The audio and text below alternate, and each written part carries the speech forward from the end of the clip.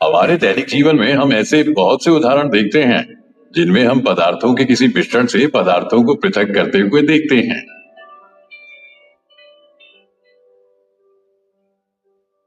चाय बनाते समय हम चाय की पत्तियों को द्रव से चालनी द्वारा पृथक करते हैं। फसल कटाई के पश्चात अनाज को भूसे से पृथक करते हैं। ऐसा करना सरल प्रतीत होता है,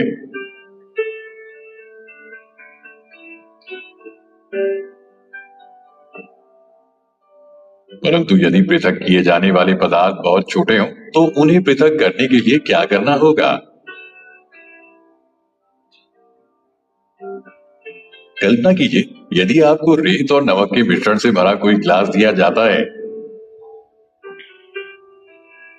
तो मिश्रण से रेत के कणों को हाथ से बीनकर पृथक करने की सोचना भी असंभव है।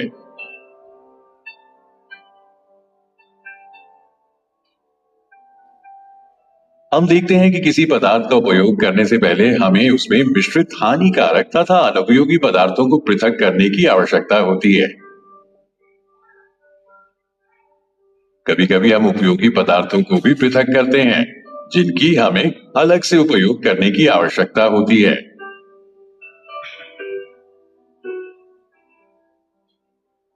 पृथक किए जाने वाले पदार्थों के कणों के आमाप अथवा द्रव्य भिन्न हो सकते हैं। ये पदार्थों की तीन अवस्थाओं जैसे ठोस, द्रव और गैस में से कोई भी हो सकती हैं।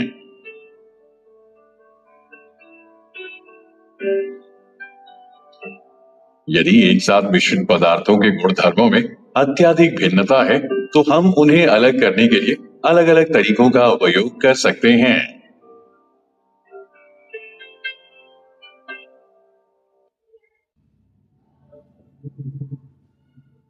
निष्पावन।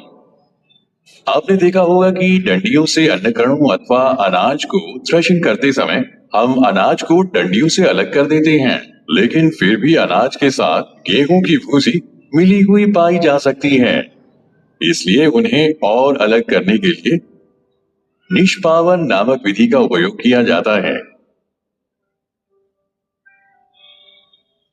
अनाज से भूसी निकालने के लिए किसानों द्वारा उपयोग की जाने वाली निष्पावन एक पारंपरिक और कुशल विधि है। निष्पावन एक ऐसी विधि है जिसमें गेहूं और भूसी के मिश्रण को एक प्लेटफॉर्म पर उठाया जाता है, फिर इसे धीरे से हिलाया जाता है, जिससे भूसी उड़ जाती है और अनाज से अलग हो जाती है। आइए इसे स्पष्ट रूप से समझने के लिए एक क्रियाकलाप करें। एक थाली में गेहूं का भूसा और अनाज भरकर घर से बाहर किसी खुली जगह पर ले जाएं। प्लेट को अपने कंधे के स्तर तक उठाएं, फिर प्लेट को थोड़ा नीचे की ओर झुकाएं और धीरे से हिलाएं। आप क्या निरीक्षण करते हैं? आप देखेंगे कि अनाज आपके पैरों के ठीक बगल में नीचे की ओर गिरता है, जबकि भूसी उड़ जाती है और अनाज से थोड़ी दूरी पर ढेर बनाती है। इस विधि के दो फायदे हैं। सबसे पहले, अनाज को भूसी से अलग किया जाता है, जो फसल का महत्वपूर्ण हिस्सा है। दूसरा, जो भूसी अलग हो जाएगी वो पशुओं के चारे के रूप में काम आ सकती है। इसलिए भूसी निकालने की प्रक्रिया इस सिद्धांत पर आधारित है कि अनाज के कण जो भूसी के कणों से भारी होते हैं, वे सीधा प्लेट के नीचे गिरते हैं, जबकि भूसी दोनों में से हल्की होने के कारण उड़ जाती है और इस तरह कुछ दूरी पर गिरती है। थ्रेशिंग। गेहूं और धान की फसल की कटाई के बाद उनको गट्ठे के रूप में खेत में छोड़ दिया जाता है ताकि उनमें नमी खत्म हो जाए। यह थ्रेशिंग नामक तकनीक से किया जा सकता है। इस प्रक्रम में डंडियों को पीटकर अन्न कणों को पृथक किया जाता है। खेत की कटाई में थ्रेशिंग एक महत्वपूर्ण प्रक्रिया है। थ्रेशिंग विभिन्न तरीकों से की जा सकती है। सबसे सरल तरीका है कि गठरियों को फर्श पर पटक दें और अनाज को प्लास्टिक या सूती कपड़े पर इकट्ठा कर लें। कभी कभी थ्रेशिंग का कार्य बैलों की सहायता से भी किया जाता है। बैलों के पैरों तले गठरियों को रौंदा जाता है और इस प्रकार अनाज के बीज गठरी से अलग हो जाते हैं। आजकल अत्यधिक मात्रा के अन्न कणों को डंडियों से पृथक करने के लिए थ्रेशिंग मशीनों का उपयोग भी किया जाता है। कभी कभी हमें आटे से व्यंजन बनाने की इच्छा होती है।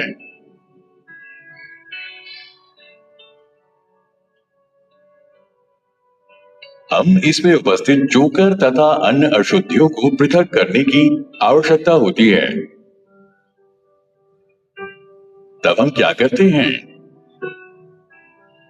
इसके लिए हम चालनी का उपयोग करते हैं तथा उसमें आटा डालते हैं। आटे के छोटे कण चालनी के छिद्रों द्वारा निकल जाते हैं, जबकि बड़ी अशुद्धियां चालनी में रह जाती हैं। प्रायः आटे को मिल में गेहूं को पीसने से पहले पत्थरों तथा भूसे जैसी अशुद्धियों को हटाया जाता है। चालन द्वारा पत्थर, डंडियां तथा भूसा जो निष्पावन तथा थ्रेशिंग के बाद गेहूं में रह जाते हैं को दूर किया जाता है। आपने इसी प्रकार बड़े बड़े चालनों को भवन निर्माण वाले स्थानों पर रेत से कंकड़ तथा पत्थर पृथक करने के लिए उपयोग में लाते हुए देखा होगा। आइए इस अध्याय में ऊर्ध्वपातन के बारे में जानें। आइए देखें कि मिश्रणों को अलग अलग करने की इस तकनीक के पीछे कौन सा सिद्धांत निहित है। गर्म करने पर कुछ ठोस पदार्थ तरल में परिवर्तित हुए बिना सीधे गैसों में बदल जाते हैं।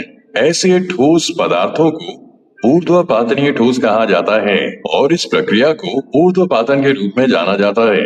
इन ठोस पदार्थों को इस प्रकार बनी गैसों को ठंडा करके सीधे वापस भी प्राप्त किया जा सकता है।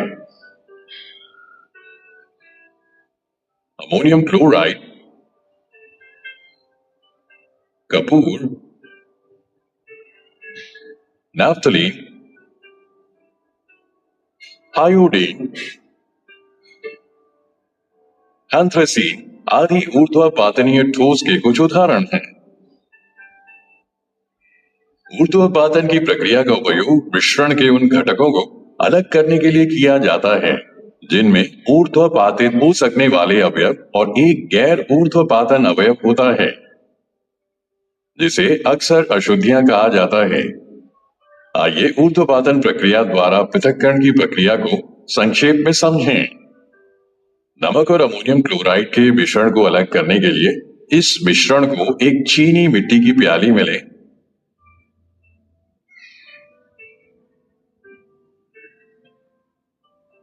फिर चीनी मिट्टी की प्याली पर एक उल्टा कीप रखें, जिसके सिरे को रुई से बंद कर दें ताकि अस्थिर घटकों के धुएं को बाहर निकलने से रोका जा सके।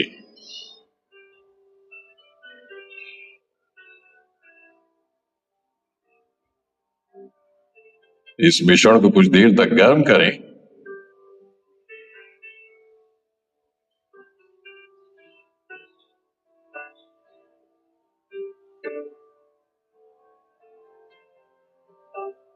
उदात्त अमोनियम क्लोराइड वाष्पित हो जाता है और फिर ठंडा होने के बाद कीप की भीतरी दीवारों पर ठोस रूप में वापस जमा हो जाता है।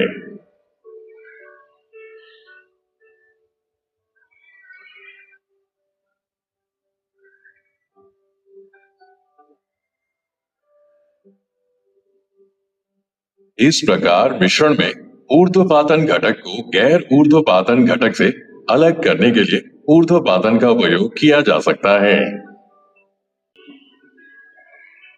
कभी कभी आपको दालों या चावल में धूल या छोटे आकार के मिट्टी के कण जैसी अशुद्धियां मिलती हैं, जिन्हें निष्पावन और हस्तयन जैसी प्रक्रियाओं से निकालना मुश्किल होता है।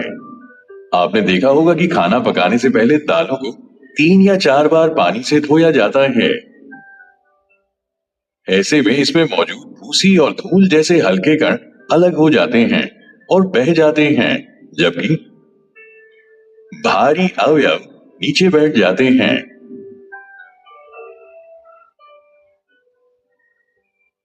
जब किसी मिश्रण में पानी डालने के बाद उसके भारी अवयव नीचे बैठ जाएं, तो इस प्रक्रिया को अवसादन कहा जाता है। जब धूल के कणों के साथ पानी भी हटा दिया जाता है, तो इस प्रक्रिया को निस्तारण कहा जाता है। पृथक्करण प्रक्रिया को तेल और पानी के मिश्रण पर लागू किया जा सकता है। पानी और तेल प्रकृति में अमिश्रणीय होने के कारण दो अलग अलग परतें बनाते हैं और इसलिए इन्हें निस्तारण द्वारा आसानी से अलग किया जा सकता है। आइए इसे एक क्रियाकलाप द्वारा प्रदर्शित करें। सबसे पहले एक पृथक्करण फनल लें और उसमें तेल और पानी का मिश्रण डालें। उसे कुछ देर तक बिना किसी व्यवधान के खड़े रहने दें, ताकि तेल और पानी की अलग अलग परतें बन जाएं। एक बार जब परत अलग हो जाए तो पानी की निचली परत को सावधानी से बाहर निकालने के लिए पृथक्करण फनल के स्टॉप कॉक को खोलें और फिर तेल को पृथक्करण फनल से बाहर निकाल लें। इस प्रकार दोनों तरल अलग अलग हो जाएंगे, ताकि आप दो तरल पदार्थों के मिश्रण को अलग करने के लिए उपयोग की जाने वाली निस्तारण प्रक्रिया को स्पष्ट रूप से देख सकें। हम पहले से ही जानते हैं कि मिश्रण के घटकों को अलग करने के लिए वाष्पीकरण का उपयोग कैसे किया जाता है। आइए कुछ अन्य तकनीकें सीखें।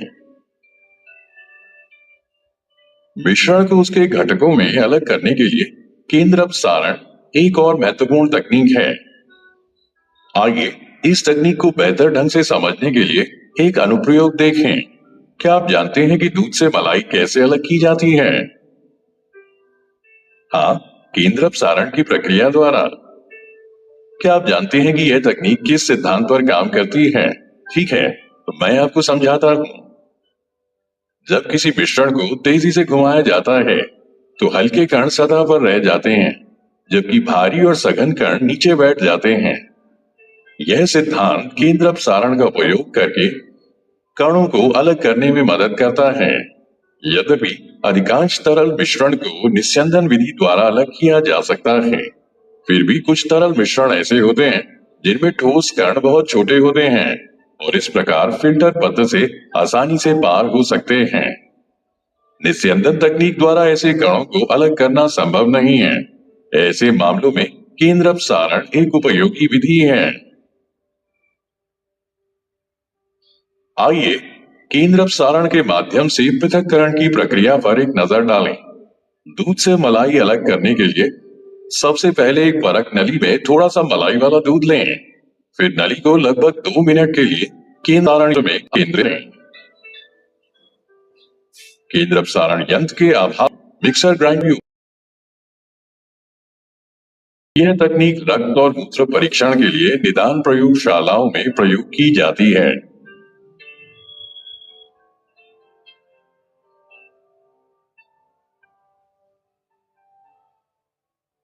डेयरियों और घरों में केंद्र अपसारण मलाई से मक्खन को अलग करने में मदद करता है।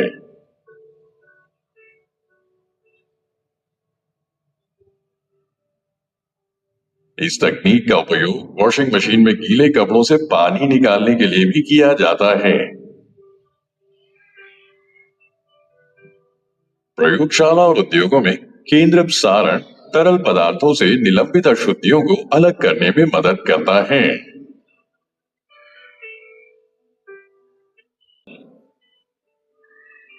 हम जानते हैं कि विभिन्न प्रकार के मिश्रणों को अलग करने के लिए विभिन्न विधियों का उपयोग किया जाता है, लेकिन क्या आप जानते हैं कि दो घुलनशील द्रवों के मिश्रण को कैसे पृथक किया जा सकता है? खैर, ऐसे मिश्रण को आसवन नामक विधि द्वारा अलग किया जा सकता है। आसवन एक ऐसे मिश्रण के घटकों को अलग करने की प्रक्रिया है जो उबलने पर विघटित नहीं होते हैं और उनके क्वथनांक में पर्याप्त अंतर होता है। इस प्रक्रिया में द्रवों को उबलने तक गर्म करना और फिर परिणामी वाष्प को संग्रहित और ठंडा करना शामिल है। द्रव पदार्थों का पृथक्करण आमतौर पर उनके संबंधित क्वथनांक पर किया जाता है। अधिक अस्थिर घटक अपने क्वथनांक पर वाष्पित हो जाते हैं और फिर संघनित्र में संघनित हो जाते हैं, जबकि अन्य घटक आसवन फ्लास्क में पीछे रह जाते हैं। इस प्रकार मिश्रण का पृथक्करण हो जाता है। क्या आप एसीटोन और पानी के मिश्रण को अलग कर सकते हैं? हाँ, इसे आसवन द्वारा प्राप्त किया जा सकता है। आइए आसवन विधि का उपयोग करके पृथक्करण की प्रक्रिया पर एक नजर डालें। सबसे पहले मिश्रण को थर्मामीटर लगे आसवन फ्लास्क में लें। ध्यान से देखें कि उपकरण किसी प्रकार व्यवस्थित हैं। फिर थर्मोमीटर पर कड़ी नजर रखते हुए मिश्रण को धीरे धीरे गर्म करें। एसीटोन को वाष्पीकृत होते हुए और फिर संघनक में संघनित होते हुए देखें। इस एसीटोन को अब एकत्र किया जा सकता है। दूसरी ओर पानी आसवन फ्लास्क में रह जाता है। क्या आप जानते हैं कि आसवन के कई महत्वपूर्ण अनुप्रयोग हैं? आइए कुछ महत्वपूर्ण अनुप्रयोगों पर चर्चा करें। खाद्य प्रसंस्करण में आसुत पेय पदार्थों का उत्पादन करने के लिए आसवन का उपयोग किया जाता है। बड़े पैमाने पर औद्योगिक आसवन का व्यापक रूप से पेट्रोलियम रिफाइनरियों, पेट्रोकेमिकल और प्राकृतिक गैस प्रसंस्करण संयंत्रों में उपयोग किया जाता है। आवश्यक तेलों और हर्बल डिस्टिलेट का उत्पादन भाप आसवन द्वारा किया जाता है। इन अनुप्रयोगों के अलावा आसवन का उपयोग ईथर और टोल्यूइन के मिश्रण को हेक्सेन और टोल्यूइन के मिश्रण को अलग करने के लिए भी किया जाता है। हम मिश्रण के घटकों का पृथक्करण करने की कुछ तकनीक के बारे में पहले ही सीख चुके हैं।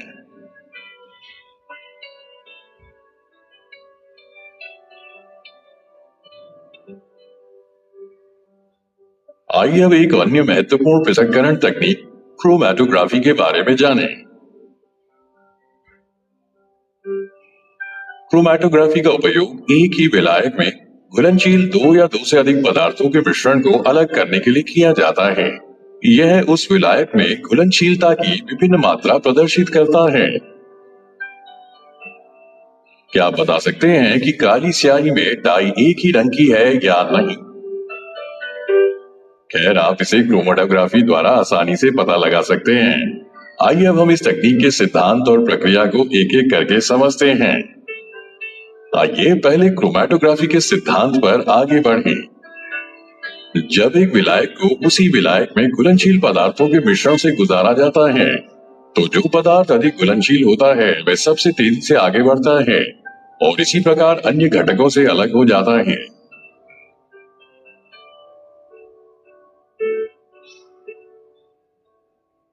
अब देखते हैं कि क्रोमैटोग्राफी का उपयोग करके पृथक्करण कैसे प्राप्त किया जा सकता है। प्रक्रिया को ध्यान से देखने पर आप यह पता लगा सकते हैं कि क्रोमैटोग्राफी का उपयोग यह निर्धारित करने के लिए कैसे किया जा सकता है कि काली स्याही में डाई एक ही रंग की है या नहीं। सबसे पहले छानक पतला की एक पतली पट्टी लें और पेंसिल की सहायता से कागज के निचले किनारे से 3 सेंटीमीटर ऊपर तक रेखा खींचें। इस रेखा के बीच में जल में घुलनशील काली स्याही की एक बूंद रखें। फिर छानक पतला को पानी से भरे कांच के जार में डालें ताकि कागज पर स्याही की बूंद पानी के स्तर से ठीक ऊपर हो। इसे बिना किसी व्यवधान के छोड़ दें और छानक पतला पर पानी को ऊपर उठते हुए ध्यान से देखें। आप क्या निरीक्षण करते हैं? क्या आपको छानक पतला पर अलग अलग रंग के धब्बे दिखाई देते हैं? हाँ, इसका कारण ये है कि जब पानी छानक पतला पर चढ़ता है तो वह डाई के कणों को अपने साथ ले जाता है और पानी में उनकी घुलनशीलता के आधार पर डाई कण अलग हो जाते हैं। मुझे यकीन है कि अब आप यह निष्कर्ष निकालने में सक्षम हैं कि काली स्याही में एक रंग नहीं बल्कि 2 या 2 से अधिक रंगों का मिश्रण है। आइए अब हम क्रोमैटोग्राफी के कुछ उपयोगी अनुप्रयोगों पर चर्चा करें। क्रोमैटोग्राफी का उपयोग डाई के रंगों को अलग करने के लिए किया जाता है। इस तकनीक का उपयोग प्राकृतिक रंगों से पिगमेंट को अलग करने के लिए भी किया जाता है। रक्त से नशीले पदार्थों को अलग करना इस तकनीक का एक और महत्वपूर्ण अनुप्रयोग है। पृथक्करण की एक से अधिक विधियों का उपयोग। हमने पदार्थों को पृथक करने की कुछ विधियों के बारे में अध्ययन किया है। प्रायः किसी मिश्रण में उपस्थित विभिन्न अवयवों को पृथक करने में केवल एक विधि का उपयोग पर्याप्त नहीं होता।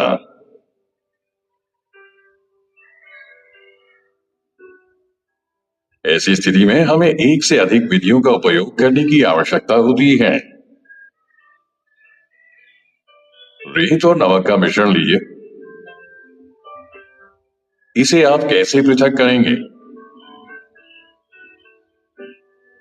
हमने पहले भी देखा है कि हस्त चयन विधि इसके पृथक्करण के लिए व्यवहारिक नहीं होगी। इस मिश्रण को बीकर में रखिए तथा इसमें कुछ जल मिलाइए। इसके बाद बीकर को कुछ समय के लिए एक ओर रख दीजिए। क्या आप देख सकते हैं कि रेत बीकर की तली में बैठ रहा है? इसे निस्तारण या निस्यंदन द्वारा पृथक कर सकते हैं।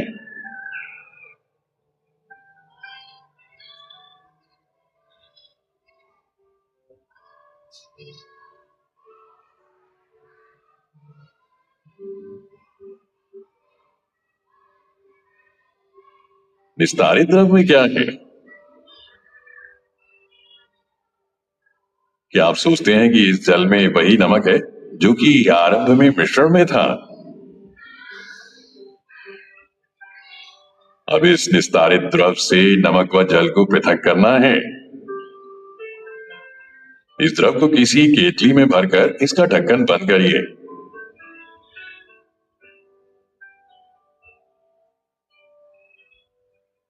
अब कुछ समय तक केतली को गर्म कीजिए।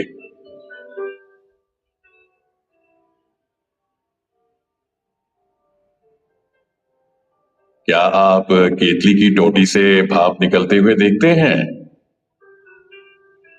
एक धातु की प्लेट लीजिए जिस पर कुछ बर्फ रखी हो। प्लेट को केतली की टोटी के ऊपर पकड़िए जैसा कि दर्शाया गया है। आप क्या देखते हैं? केतली के सारे जल को भाप में बदलने दीजिए। जब भाप बर्फ से ठंडी की गई प्लेट के संपर्क में आती है तो वह संघनित होकर द्रव जल बन जाती है।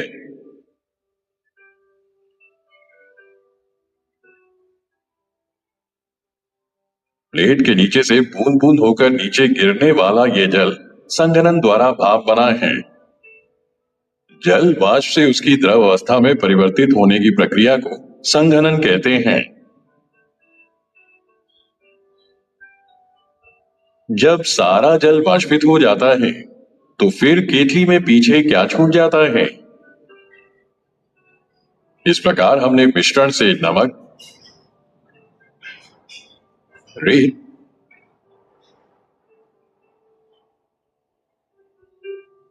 तथा जल को निस्तारण, निस्यंदन, वाष्पन तथा संघनन विधियों का प्रयोग करके सफलतापूर्वक पृथक किया है।